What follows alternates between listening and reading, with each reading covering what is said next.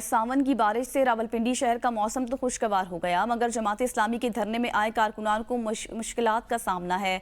धरने की वजह से बिछाए गए कालीन बारिश से जल थल एक हो गया है, खेमे उखड़ गए हैं, धरने के मकाम पर जगह जगह पानी जमा हो गया। इस वक्त रावलपिंडी से ताज़ा तरीन सूरत हाल से हमें आगाह कर रहे हैं नुमाइंदा ABN न्यूज़ अदील अशरफ।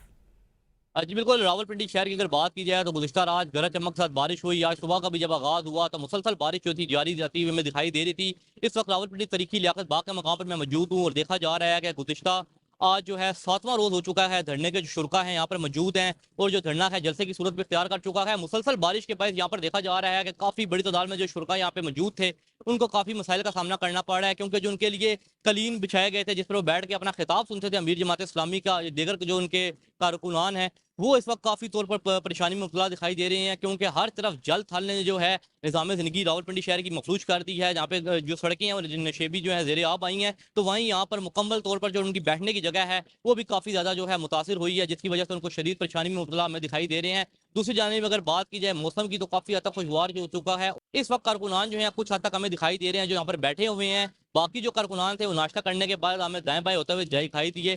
बस अब इंतजार है तो उस घड़ी का जब 11:30 बजे के करीब यहाँ पर अमीर जमात इस्लामी पहुंचेंगे और अपना खिताब करेंगे। जी।